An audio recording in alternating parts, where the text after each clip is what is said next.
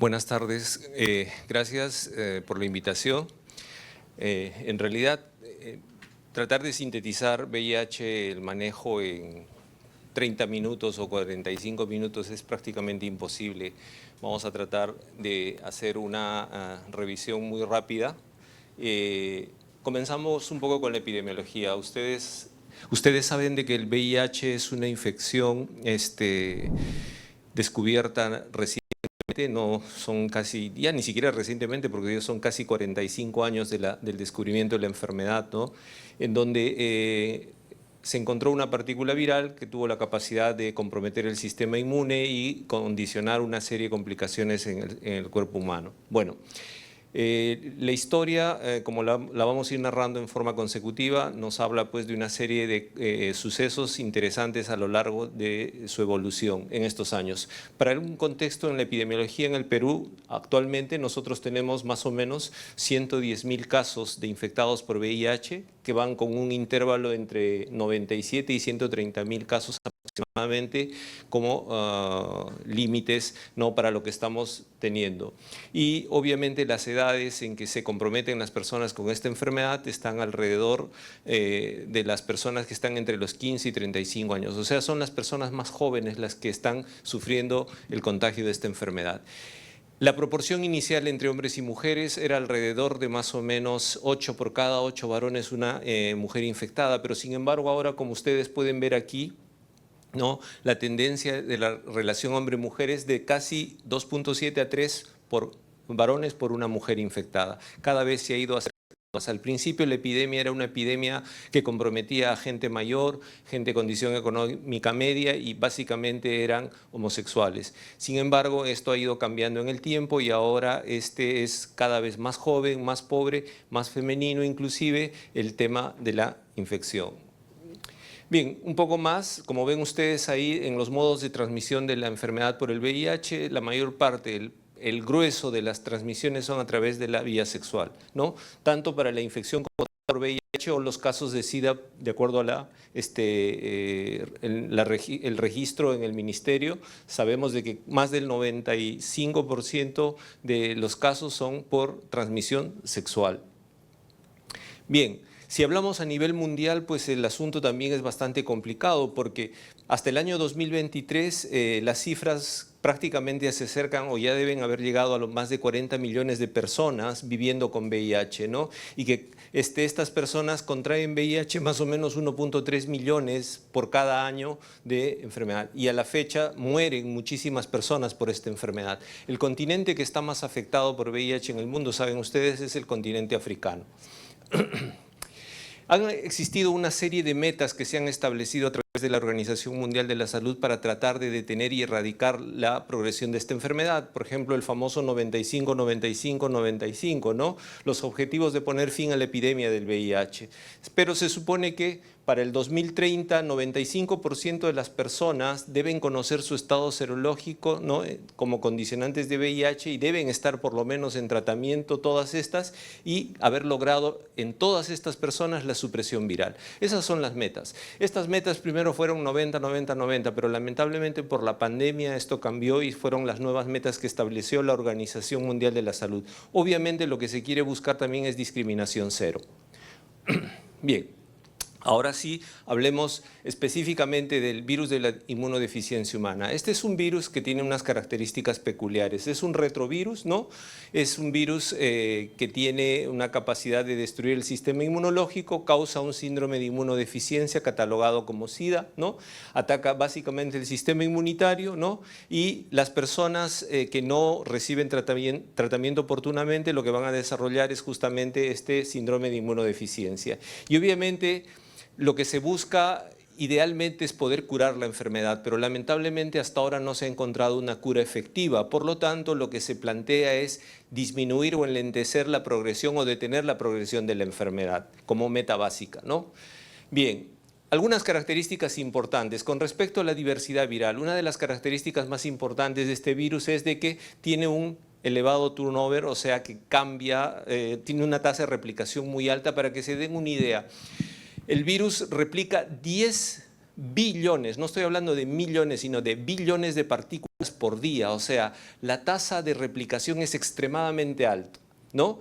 Y al poseer una tasa de replicación tan alta, también existen mutaciones espontáneas, porque al ser un virus RNA, porque tiene una retrotranscriptasa, la capacidad de poder generar errores en la lectura de su material genético es extremadamente alta. Por lo tanto, hay mutaciones espontáneas. Y ustedes saben que cuando una mutación ocurre, puede presentarse tres escenarios. Una mutación neutra, ¿no? O sea, que no pase nada. Una mutación que sea deleteria para la misma vida del virus, entre comillas, ¿no? O una mutación que le otorgue mayor tasa de infecciosidad o mayor capacidad de contagio, tal vez. Recuerden el COVID, ¿no? Las diferentes mutaciones, cómo han ido cambiando la forma de actuar del virus. Entonces, al no tener una capacidad de edición de su material genético muy diferente a los virus DNA, que sí la tienen, entonces este deja pasar las mutaciones. Al dejar pasar las mutaciones, cambia fácilmente su material genético, por lo tanto es muy difícil encontrar un punto en el cual nosotros podamos establecer de repente un objetivo para vacunas o para tener tratamientos mucho más precisos. ¿Ok? Al tener una alta tasa de turnover, también existe un fenómeno de recombinación, lo que le da un alto grado de diversidad genética. O sea, tenemos un virus que cambia constantemente su mapa genético y eso le otorga una serie de ventajas. Por ejemplo, cuando nosotros queremos clasificar al virus del VIH, sabemos que existen dos tipos de virus, el VIH tipo 1 y el VIH tipo 2, ¿no? El VIH-1 es el más común en todo el mundo, el VIH-2 predomina básicamente en el África y al respecto del origen sabemos de que estos virus vienen probablemente de una mutación del virus de la inmunodeficiencia de los simios, ¿no? Ahí tenemos el de los chimpancés, que es el tipo 1, y el del mangabey, que es el tipo 2. Son monos que han, lamentablemente, en algún momento de la historia han tenido que mutar sus virus y han contagiado a los seres humanos. Pero como muchas otras enfermedades virales, estas se circunscriben al África, en una zona del Congo belga y en Kinshasa, donde probablemente está el origen. Ya existen muchas evidencias de que realmente el origen del virus fue en esa zona.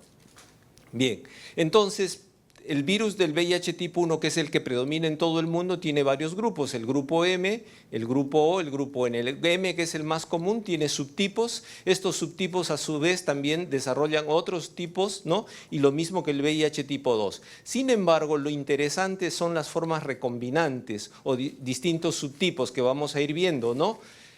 Y si quisiéramos clasificarlos, vendrían así. Pero ¿por qué es importante conocer esto? Porque estos subtipos van a desarrollar lo que nosotros conocemos como cuasi-especies. O sea, tenemos un virus salvaje, que es el original, y al mutar, al tener formas recombinantes, se va a convertir en diferentes formas de virus denominados cuasi-especies. ¿Por qué es importante esto? Justamente por lo que dice acá, porque las apariciones, ¿no?, de variantes virales pueden determinar fallas en los sistemas moleculares de detección, falsos negativos en el diagnóstico o errores en el monitoreo de la carga viral. Obviamente va a haber una necesidad de relevamiento y vigilancia epidemiológica para poder establecer mejores parámetros de control. Entonces, este es un virus muy peculiar, cambia su material genético y nos pone en problemas porque constantemente vamos a tener que modificar alguna de las pruebas para su diagnóstico. Sobre la transmisión, ustedes saben, ya habíamos hablado en la parte epidemiológica que la transmisión es eminentemente sexual en nuestro medio. Hay un pequeño porcentaje de transmisión vertical, felizmente, por eso nosotros tenemos una epidemia concentrada, ¿no? Y también hay transmisión por elementos contaminados, punzocortantes, accidentes, etcétera, pero que felizmente es el menos de todos. 95 a 98% transmisión sexual, ¿no? Se transmite por contacto sexual, exposición a sangre y fluidos corporales que contienen el virus, ¿no? Hay transmisión vertical a los hijos de madres infectadas a sus productos, pero ahora ya tenemos medidas suficientemente buenas para evitar o disminuir este riesgo, ¿no? El riesgo de contraer VIH después de una exposición a un fluido corporal depende de la integridad del sitio. Si es piel sana o mucosa sana, probablemente el riesgo es mucho menor. En mucosa sana es muchísimo menor, pero en piel intacta o sana prácticamente no ocurriría la transmisión. ¿Ok? Entonces, en este gráfico vamos a verlo muy fácilmente. El virus puede transmitirse persona a persona solo si hay contacto con sangre, semen, fluido vaginal o leche materna que sí tienen la capacidad de poder transmitir la enfermedad. Y que contengan el VIH y que entre en contacto directo con una superficie mucosa, piel no intacta o cualquier revestimiento mojado húmedo, expuesto o escoriado del cuerpo, en donde podría haber un paso del virus para el contagio. Y el torrente sanguíneo, obviamente, cuando haya transmisión a través de lo que es componentes sanguíneos en transfusiones de repente con material contaminado, ¿no? Eso es lo importante.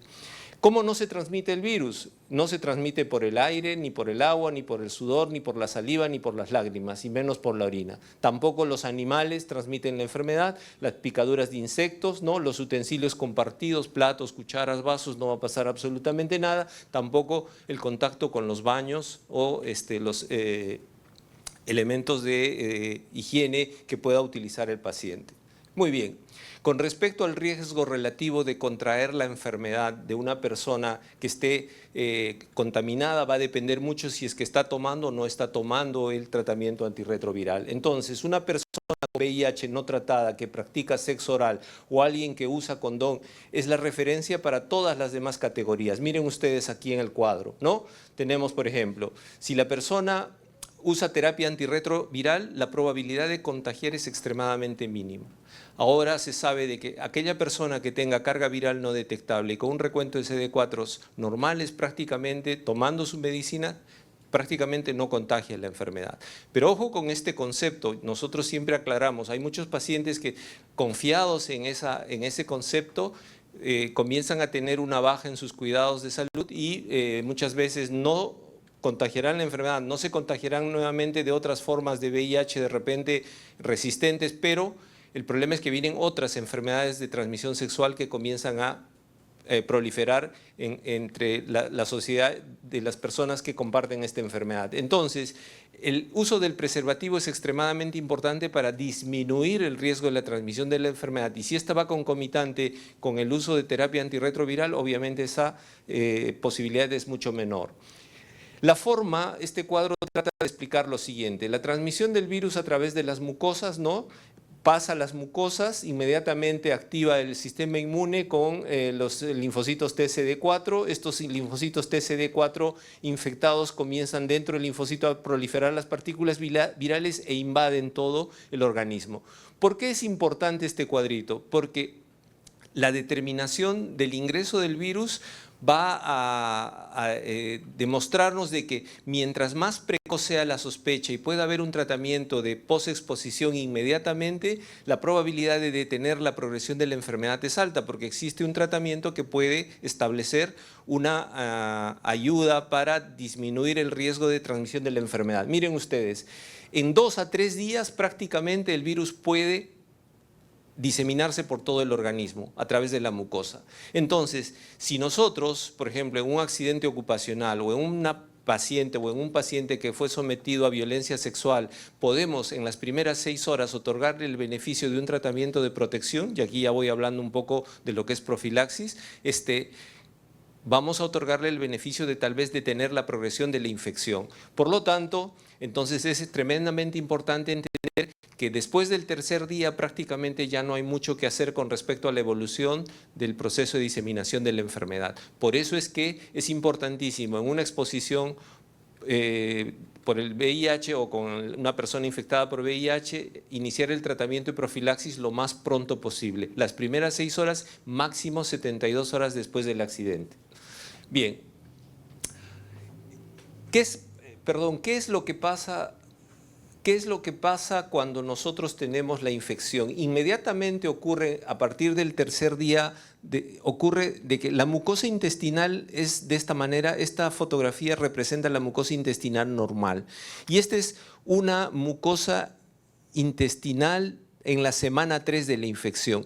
Miren ustedes, los nódulos linfáticos que normalmente existen en el intestino desaparecen. ¿Por qué? Porque la infección por el VIH destroza prácticamente todo el sistema inmune del gran aparato denominado GALT o de todo el tejido linfoideo asociado al tejido intestinal. Prácticamente lo elimina. Y muy poco de este se recupera aún con el tratamiento. Por eso es que es importantísimo tratar de que ahora detengamos la infección lo más pronto posible. Los conceptos de tratamiento lo que buscan es iniciar el tratamiento lo más precozmente posible. Bien, ¿hay una relación entre el compromiso inmunológico y la infección? Definitivamente sí, y esto se da a través de los linfocitos CD4, que son los helper, ¿no? Y que van a tener un correlato muy interesante. La cifra normal de linfocitos TCD4 va desde 400 hasta 1200. Cualquier persona que tenga estos valores se supone que está con un sistema inmune operativo, pero recuerden que el comportamiento de los linfocitos TCD4 es un comportamiento sincrónico y tiene un comportamiento circadiano. Es más en la mañana, menos en la tarde. También tiene que ver un poco con los estados de ánimo. La persona, si es muy ansiosa, muy preocupada, muy estresada, va a tener una caída importante de los CD4. Nosotros comenzamos el día con un buen recuento de CD4. Al término del día, nuestros CD4 bajan de manera normal, pero el crédito de los CD4 es cada día, ¿no? Entonces vamos manteniendo el recuento de CD4. Miren ustedes, si quisiéramos establecer un correlato entre el comportamiento del CD4 y el riesgo de enfermedades, vamos a tener que ver que 200 es la cifra mágica. Por debajo de 200 prácticamente estamos expuestos a casi todas las enfermedades. Por encima de 200 CD4 como que el asunto está mejor. Ven ustedes, puede presentarse en las personas con un recuento mayor de CD4, riesgo aumentado de tuberculosis, ¿no? Neumonías, rebrotes virales como herpes, y hay otras enfermedades. Vienen problemas de criptococosis, problemas de microsporidiasis, problemas de citomegalosis. Mientras más bajo sea el CD4, mayor es la probabilidad de desarrollar infecciones más complejas. Para un ejemplo, el riesgo de tener neumocistis carinii, o sea, neumonía por neumocistis carinii, por ejemplo, si el paciente tiene un recuento de CD4 mayor de 300, su probabilidad es del 5%. Si él baja a 50 o 199 CD4, su probabilidad de tener neumonía por neumocistis carinii sube al 34%. Y si está por debajo de 50, la probabilidad es más del 50% de desarrollar la infección. Lo mismo acá, ¿no? La susceptibilidad va a depender del recuento de CD4, neumocistosis, candidiasis esofágica, toxoplasmosis, según el recuento de CD4. Por eso es importante también tener en cuenta el recuento para la historia natural de la enfermedad. Muy bien. Mucho se habla de la replicación viral. La replicación viral es un fenómeno que explica todos los puntos claves para el tratamiento de la enfermedad. Desde el momento que se une el virus con la membrana a través del receptor, el CD4 justamente es el receptor, ¿no? Con una glicoproteína de la estructura de la membrana del virus, que es la GP120, se encarga de adherirse a la membrana. Después viene un fenómeno de escisión para trasladar el material genético, que es con la glicoproteína GP41, se logra meter el material genético dentro de la célula y este material genético se traslada prácticamente casi hasta el núcleo, en donde viene la retrotranscripción. O sea, como es un virus RNA, no puede replicarse dentro de una célula DNA. Por lo tanto, necesita convertir su material genético RNA a DNA. Y esto lo hace a través de la activación enzimática de la retrotranscriptasa, que hace una doble cadena. Esta la convierte en DNA proviral y a través de otro sistema enzimático que es la integrasa, se mete al núcleo y integra el material genético nuevo al DNA de la célula, y esta célula comienza a ordenar la producción de nuevas partículas virales, ¿no? Que pasan por un proceso de ensamblaje a través de todo el citoplasma para producir nuevas partículas virales con capacidad infectante. Conocer cada uno de estos puntos es interesante porque explica los mecanismos de acción de los diferentes tratamientos. Ahora tenemos inhibidores de fusión, o sea, hacen de que el virus no se pegue a la célula. Tenemos inhibidores de la transcriptasa inversa, o sea, bloquea el efecto de esta enzima, y ahí es el grupo de medicamentos más grande que tenemos, ¿no? Tenemos análogos nucleósidos, no nucleósidos, nucleótidos, tenemos también inhibidores de la integrasa, ¿no? Ahí está el dolutegravir, el raltegravir, tenemos inhibidores de la proteasa, que es justamente después de que se ha integrado el material genético al núcleo, esta comienza a producir una poliproteína que es como una especie de cadena que va a ser escindida por unas proteasas, que son las que van a ayudar a que el material genético se forme en nuevas partículas. Entonces tenemos inhibidores de la proteasa. Y ahora, a esto adicional, tenemos ya incluso medicamentos como monoclonales, como el ibalizumab, por ejemplo, que van a también ayudar a controlar el tema de la infección. Entonces, yo siempre a los alumnos y a los residentes les digo, si ustedes entienden el ciclo de vida del virus, clarísimo entienden los mecanismos de acción de los diferentes fármacos que existen para el VIH.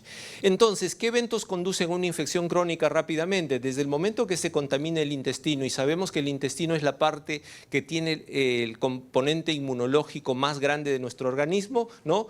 Establece una viremia masiva, compromete los nodos linfáticos, estos van a diseminar toda la enfermedad y se va a convertir en un ciclo constante de contaminación. Por lo tanto, bloquear alguno de estos pasos a través del tratamiento es tremendamente importante para hacer que la enfermedad no progrese rápidamente. Y este es el cuadro clásico en el que nos muestran la línea roja, la gran tasa de replicación viral, el recuento de CD4, que es la primera línea de defensa que comienza a bajar, que llega un momento a estabilizarse y el mal llamado o latencia clínica, que en realidad no hay latencia clínica, sino sigue replicándose el viral, controles inmunológicos tratan de establecer una dinámica más estable de la enfermedad, que pueden pasar años para luego producir un nuevo desgaste del sistema inmune y provocar lo que llamamos el estadio SIDA propiamente, ¿no? Y vienen todas las complicaciones asociadas a esta. Bien. Ya habíamos hablado un poco de lo que eran cada uno de los mecanismos de acción de los medicamentos. Este cuadro trata de representar eso y en detalle, me imagino, les van a hacer llegar la diapositiva y van a poder observarlo de mejor manera. Cuando nosotros solicitamos una prueba de diagnóstico para VIH, tenemos que hacer una consejería. Recuerden que en nuestro país hay una ley que obliga a que nosotros guardemos confidencialidad con respecto a los resultados y tenemos la obligación de explicarle al paciente qué es lo que le vamos a hacer y por qué se lo vamos a hacer. No podemos hacer sin la autorización del paciente, sin su consentimiento, una prueba de VIH porque caemos en un delito que puede ser incluso penal. Por lo tanto, es importante que ustedes tengan en cuenta este consejo. La consejería de preprueba, el objetivo es preparar al paciente asegurando que comprenda el proceso al cual va a ser sometido. Y el contenido debe tener información clara sobre el VIH, explicando el procedimiento de la prueba, ¿no? La importancia de la detección y la confidencialidad. Una vez que se establece la prueba y los resultados, de la misma manera hay que proporcionar apoyo emocional si es que esta es positiva, ¿no?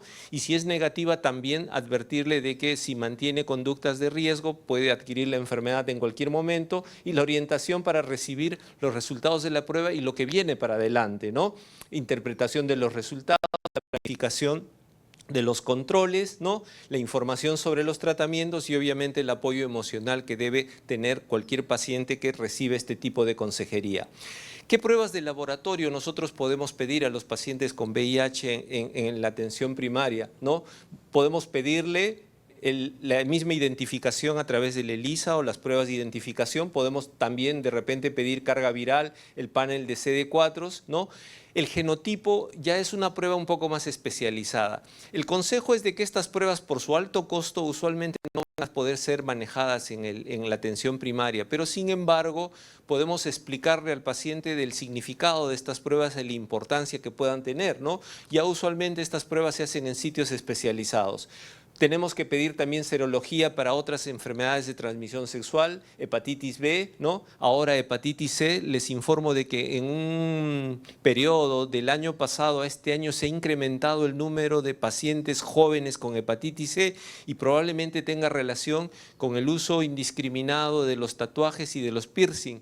Lamentablemente estamos viendo gente muy joven, entre los 18 y 30 años, que están viniendo con hepatitis C, ¿no? No hay drogadicción endovenosa en nuestro país, que es lo más común en otros países para hepatitis C, pero sin embargo en nuestro medio parece que los tatuajes y los piercing están siendo la consecuencia de este problema, ¿no?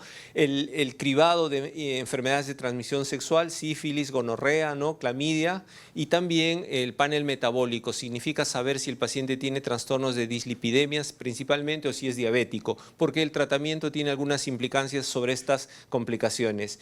Ya algunas pruebas especiales mucho más especializadas como el HLA-B5701, esto permite detectar la posibilidad de que el paciente tenga hipersensibilidad al abacavir, que es uno de los tratamientos, ¿no? Otros ensayos mucho más complejos, ya esto los maneja el especialista, el tropismo para saber los correceptores, si los virus tienen trofismo por algún correceptor específico, y considerar también la evaluación oftalmológica por el riesgo de citomegalovirus o herpes en el ojo, ¿no? Bien, las pruebas que se piden son el ELISA básicamente, el IFI, ¿no? O las pruebas de tamizaje rápido.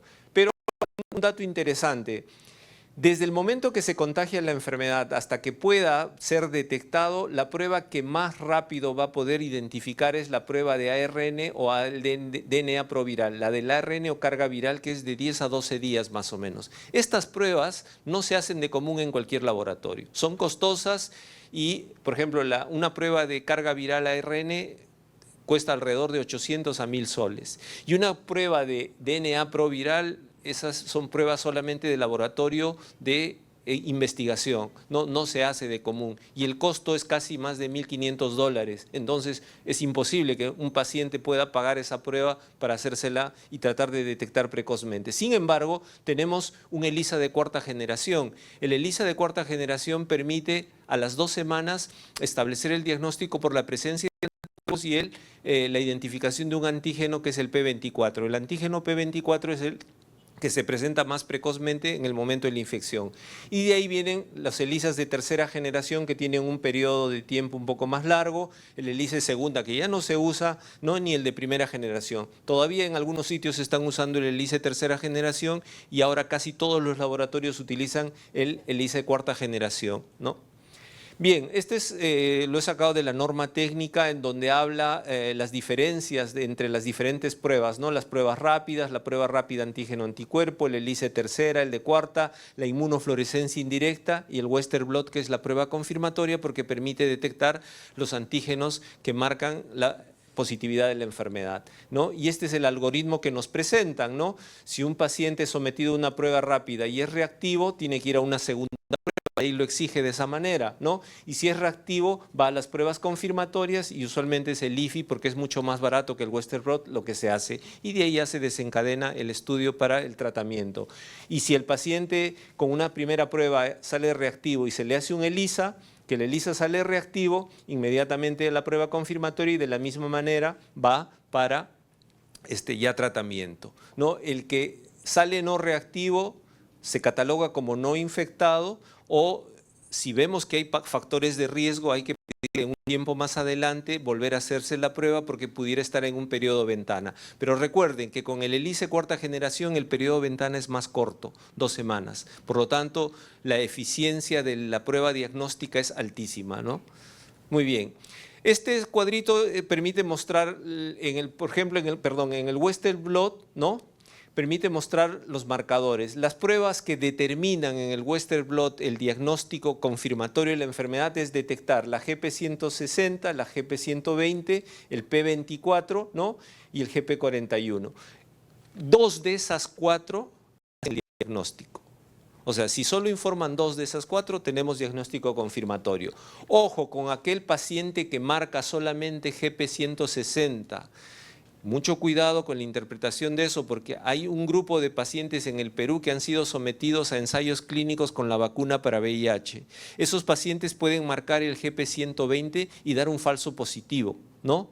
Entonces, hay que tener cuidado con la interpretación. Si se observa eso, inmediatamente trasladen al paciente a un centro especializado para que pueda explicársele y dársele la atención correspondiente. La progresión del VIH pues, va a conducir, como sabemos, a un colapso de la función inmunitaria y esto va a poner en riesgo de múltiples enfermedades. ¿Qué es lo que podemos ver? Podemos ver candidiasis oral, podemos ver leucoplasia vellosa, herpes zóster en gente joven, podemos ver tuberculosis, enfermedades pulmonares múltiples, neumonía, neumocistis, podemos ver enfermedades asociadas a citomegalovirus, retinitis. Una de las causas más importantes de ceguera en los pacientes con VIH es citomegalovirus. Sarcoma de Kaposi, ¿no? Podemos ver tuberculosis, podemos ver criptococosis, ¿no? En tinta china, compromiso del sistema nervioso central. Hablar de cada una de estas enfermedades, nos podríamos pasar toda la semana conversando y seguramente no terminaríamos. Pero la capacidad de poder detectar estas enfermedades es muy sencilla, ¿no? Ya uno visualizando las lesiones en gente joven con candidiasis oral es un signo de alarma, investiguemos si está infectado por VIH o no. Estas imágenes pulmonares de compromiso intersticial bilateral en gente joven con dificultad respiratoria, descartar TB, descartar neumocistosis, son tremendamente importantes. Entonces, como les decía acá, las afecciones definitorias, tenemos retinitis por citomegalovirus, neumonía por neumocistis, criptosporidiasis, encefalopatía relacionada a VIH, tuberculosis. Todo paciente con diagnóstico de tuberculosis es sometido a una prueba de ELISA-VIH según la norma para detectar la enfermedad lo más pronto posible. Y también el cáncer de cuello uterino en mujeres jóvenes es una alerta de probable infección por VIH. Son algunas las enfermedades, no son todas por si acaso, porque la lista es muchísimo más grande y tendríamos que revisarla de manera extensa. La forma de clasificar la enfermedad, esta es la clasificación del CDC que determina el recuento de CD4 y categorías clínicas A, B, C, ¿no? Todo lo que está en azul, ¿no? A3, B3, C3, C2, C1 corresponde a estadio SIDA, ¿no? Este cuadro, por si acaso, no es reversible. Donde se diagnostica al paciente va para adelante. Si mejora su CD4 no es que va a ir a un estadio anterior, no. De donde comenzó, de ahí para adelante. Entonces, la categoría A incluye infecciones asintomáticas, linfadenopatía, infección aguda. Usualmente vienen con recuentos mayores de 500 o con recuentos entre 200 y 499. La categoría B hay una lista de enfermedades que pueden comprometer esta y en la categoría C lo mismo, ¿no? Si establecemos ya el diagnóstico y categorizamos al paciente, ¿podemos darle tratamiento? Sí, podemos darle tratamiento. Y como dice ahí, la terapia antirretroviral se recomienda para todas las personas con VIH, independientemente de cuánto tiempo la hayan tenido o del recuento CD4. Por favor, eso es que quede bien claro. Ya no existe el hecho de que esperar a que los CD4 bajen, no. Cualquier persona que tenga diagnóstico de VIH con cualquier recuento de CD4 debe iniciar tratamiento antirretroviral, más aún si es gestante, más aún si es cardiópata, más aún si tiene hepatitis B crónica. Entonces son condiciones que tienen que comenzar tratamiento ya, ¿no? Entonces, si el paciente está de acuerdo y no hay contraindicaciones, deberemos referirlo a un centro especializado donde puedan iniciarle el tratamiento lo más pronto posible. Si el paciente rechaza el tratamiento antirretroviral, bueno, pues hay que conversar, tratar de convencerlo y ofrecerle la posibilidad del tratamiento lo más pronto posible. La idea es de una carga viral alta con el tratamiento, llevarlo a no detectable y terminar siendo indetectable. Si el paciente es indetectable, ¿no? Va a tener, como dice acá ustedes, indetectable, intransmisible, ¿no? La carga viral tanto como sea posible, aumentar el recuento de CD4 y garantizar la adherencia, la medicación para preservar opciones futuras de tratamiento, preservar calidad de vida, que es lo más importante, y reducir la transmisión en la comunidad del VIH. Se han establecido múltiples estudios que cuando una comunidad tiene controlada la enfermedad, la probabilidad de contagio es muchísimo menor. Esto es lo que se ha establecido hace un tiempo, de que la intransmisibilidad va relacionada con la indetectabilidad, o sea, el tratamiento que provoca la indetectabilidad asegura de que el paciente no contagie la enfermedad, ¿no? Un tratamiento salva muchas vidas. Una persona sin VIH tiene un promedio de vida más o menos de 75 a 79 años. Una persona con VIH no diagnosticada a los 20 años que recibe un tratamiento, probablemente su tasa de supervivencia va a ser casi tan igual como una persona sana. Y una persona que no recibe tratamiento, pues su probabilidad de vida es muy corta comparativamente con otras enfermedades y otros tipos de evolución con relación a enfermedades crónicas. La infección es una infección para toda la vida, no hay todavía cura para la enfermedad. Se han reportado casos aislados de cura de la enfermedad con otro tipo de procedimientos. Recordar que se combinan medicamentos de al menos 2 clases diferentes para construir un buen sistema de tratamiento. Nunca debemos administrar un solo medicamento porque vamos a promover la resistencia, ¿no? Tratar a todos los pacientes aún con hepatitis inclusive, pero hay que buscar esquemas especiales, por lo tanto el tratamiento debe ser desarrollado por un especialista. Y siempre se ha tendido a recomendar que el tratamiento debe ser individualizado. Esto por algunas razones importantes. Hay tratamientos como el efavirenz, que ya felizmente se está usando menos, que provocan trastornos del sueño y trastornos en la conducta inclusive. Entonces, algunas personas, si trabajan de noche, pues no van a poder utilizar este tipo de medicación, ¿no? El VIH en el Perú comenzó más o menos el tratamiento en el año 1997, fueron los casos que comenzaron a tratarse de manera regular para adelante, pero sin embargo en el mundo desde el año 1985 es que se comenzaron a hacer los ensayos para el inicio del tratamiento. El primer caso de SIDA reportado en nuestro país fue en el año 83 y a partir del año 2009 para adelante ya el tratamiento es común y es gratuito. El tratamiento no cuesta nada para los pacientes, el Estado corre con todos los gastos, MINSA, Salud, hospitales de la policía, de la sanidad de las Fuerzas Armadas y las ONGs pueden dar el tratamiento en forma gratuita, ¿no? No tiene ningún costo, eso es importantísimo. Esta es la historia en gráfico del descubrimiento de las drogas nuevas que hasta ahora tenemos, que tenemos una gran cantidad de drogas, son más de 25 a 30 drogas nuevas que en combinación tienen un efecto benéfico para nuestros pacientes. Cada vez se ha tratado de que las drogas sean más simples y de una sola toma. Incluso ya tenemos ahora drogas parenterales que permiten aplicarlas cada 2 o hasta cada 6 meses en una sola dosis, ¿no? Como el cabotegravir, el lenacapavir, entonces que lamentablemente todavía no están en nuestro país. Si hay regímenes recomendados, sí. En el mundo ahorita el régimen recomendado más importante es Bictegravir con tenofovir, ¿no? Alafenamida. En nuestro país estamos utilizando el dolutegravir, la mibudina tenofovir o el dolutegravir con la combinación de entricitabina tenofovir también. Lo tenemos en el Sistema Nacional de Tratamiento para VIH y también tenemos algunas otras alternativas como los inhibidores de la proteasa. Para esto yo me tengo que centrar en lo que la norma técnica recomienda, pero sin embargo en Seguridad Social tenemos algunas alternativas más. Sobre VIH y gestación rápidamente, el cribado y el diagnóstico es obligatorio. Toda gestante debe hacerse una prueba ELISA en el primer y en el tercer trimestre y no se nos puede pasar, ¿no? Porque el tratamiento protege al producto y obviamente eso es lo que tenemos que buscar. Tenemos que ofrecerle tratamiento antirretroviral, el manejo obstétrico y la prevención y la transmisión vertical. Esto es lo que usualmente se ha estado recomendando a las gestantes, dolutegravir, abacavir, lamivudina o también la combinación con tenofovir entricitabina, ¿no? O la mibudina, que son bastante seguras durante el embarazo. Garantizan de que la tasa de transmisión de un 30-45% sin tratamiento disminuye a menos del 1%.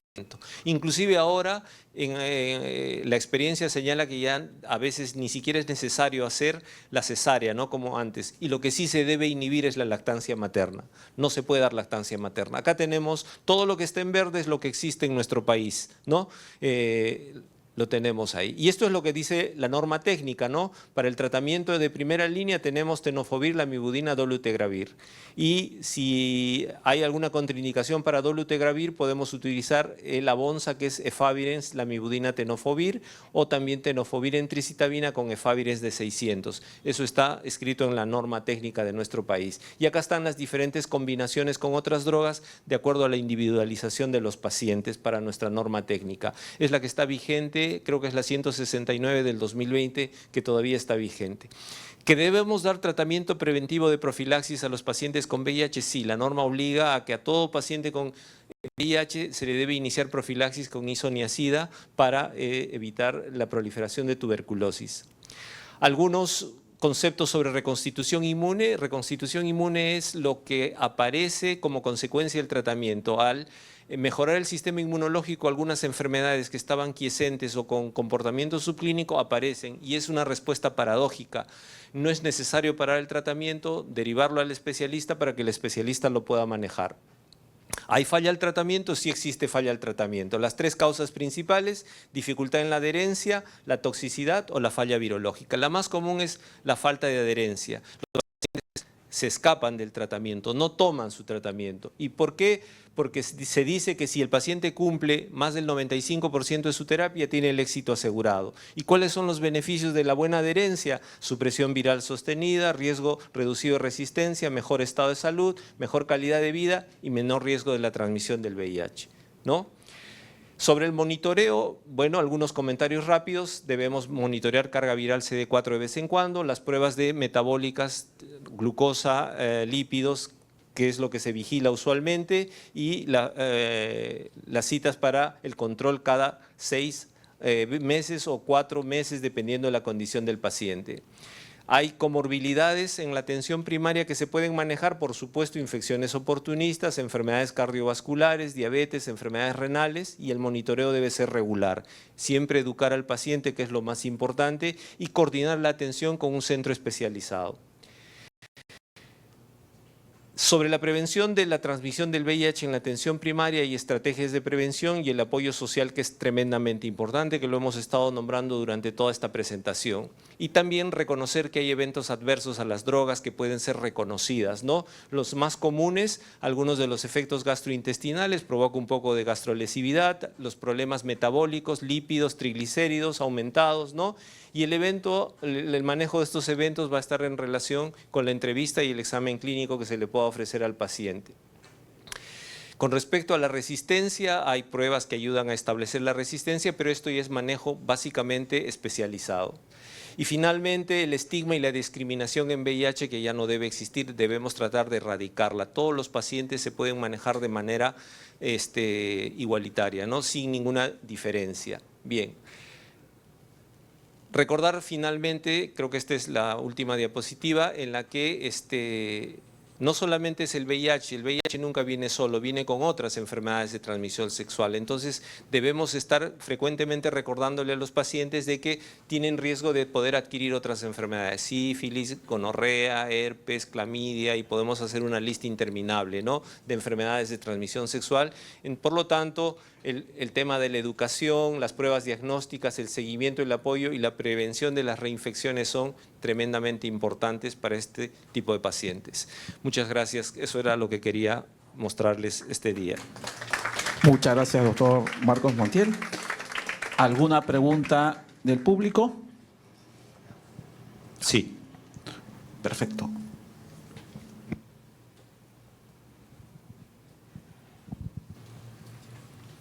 Doctor, muchas gracias. Buenas tardes. Gracias por su exposición. Tenía una duda, doctor. Entonces, nosotros al dar profilaxis contra tuberculosis latente y, digamos, también concomitantemente también que dar profilaxis para neumocitis girovechi, ¿no? Claro. A ver, obviamente para iniciar el tratamiento de profilaxis tenemos que estar seguros que el paciente no tenga una TBC activa, porque Claro. si tiene una TBC activa, mandémoslo al programa para que le den tratamiento como debe ser, ¿no? Ahora, si sabemos que el paciente tiene un recuento de CD4 menor de 200, deberíamos iniciar una profilaxis para neumocistis con Bactrim o cotrimoxazol. Es la indicación. Y se puede retirar la profilaxis cuando el paciente tiene un recuento sostenido de CD4 mayor de 200 durante más de 3 a 6 meses, ¿no? Si ya está con terapia antirretroviral y el paciente está clínicamente estable y con estas características, se le puede suspender la profilaxis para neumocistis. En cambio, la norma nos dice que la profilaxis para tuberculosis debe ser de 1 año, ¿sí? Entonces, acá tenemos algunas, de repente, como infectólogo yo tengo algunas controversias, porque la prevalencia de la enfermedad es tan alta en nuestro país que dar solamente isoniazida, el riesgo de que estos pacientes desarrollen tuberculosis en algún momento de su enfermedad es alto. Podríamos estar ofreciéndole monoterapia a los pacientes y obviamente incrementando el riesgo de resistencia para TBC, ¿no? Pero sin embargo, bueno, se da cumplimiento a lo que dice la norma técnica, ¿no? Hay un esquema isoniazida con rifampicina. También, sí, Claro. sí. Bueno, y esta es una condición que va a ser manejada en el nivel de especialidad, ¿no? Definir si debe recibir también, porque rifapentina no la tenemos aquí, no tenemos acá en el país, ¿no? Correcto. Es caro, no hay, entonces... Doctor, y la segunda pregunta es, tuvimos un paciente con neumocitis Girovechi, vivimos en el hospital, pero también tuvo un diagnóstico de un LEM, una leucoencefalopatía multifocal progresiva, virus JC. ¿Cómo manejar esa entidad? Bueno, no hay un tratamiento específico para la leucoencefalopatía multifocal progresiva. La idea es mejorar la inmunidad del paciente. Entonces, al darle el tratamiento antirretroviral, lo que vamos a producir es una mejoría de su sistema inmune y probablemente vamos a detener la progresión de la enfermedad. Ahora, si la leucoencefalopatía ya desencadenó trastornos neurológicos importantes, la intención tal vez de poder mejorar el sistema inmune es detener la progresión de la enfermedad. Esta, cuando ya dañó lamentablemente el sistema nervioso central, la posibilidad de retorno o de reversibilidad es imposible, ¿no? Aunque hay reportes, hay reportes recientes desde el año pasado de que un tratamiento que se utiliza para el cáncer, para el melanoma y el cáncer de pulmón, que es el pembrolizumab, que es un biológico, tiene cierta actividad para mejorar los casos de leucoencefalopatía multifocal progresiva. Como el pembrolizumab es un anti-PD1, ¿no? Lo que condiciona es una mejor respuesta de las células T. Entonces, estas se reactivan y comienzan a destruir al virus que produce el LMP, ¿no? La leucoencefalopatía, y el paciente comienza a mejorar, ¿no? Y eso sí se ha visto, incluso en las personas que son trasplantadas, por ejemplo. El uso de pembrolizumab disminuye el riesgo de fracaso del injerto por rechazo, ¿no? Entonces, especialmente cuando hay infecciones por JC virus o Beca virus, ¿no? Entonces, lamentablemente, pembrolizumab, usarlo en esta forma es carísimo, porque ya solamente para el cáncer es extremadamente caro. Se está haciendo estudios para ver de qué posibilidad se le podría otorgar este beneficio a los pacientes, ¿no? ¿Con qué posibilidades? Citomegalovirus, ¿no? ¿Perdón? Trasplantados e infecciones por citomegalovirus. Claro, también es una posibilidad, pero citomegalovirus tiene la ventaja que sí hay tratamiento, ¿no? Valganciclovir, ganciclovir, así es. Muy bien, muchas gracias. ¿Alguna otra consulta del público? Muy bien, entonces, bueno, toda la experiencia del doctor, toda la experiencia de Regagliati en 40 minutos.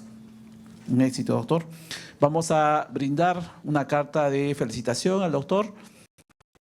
Ahí está. Carta de felicitación. Muchas gracias. Decano. Te vamos a tomar una fotito. Adelante, doctor. Ahí está.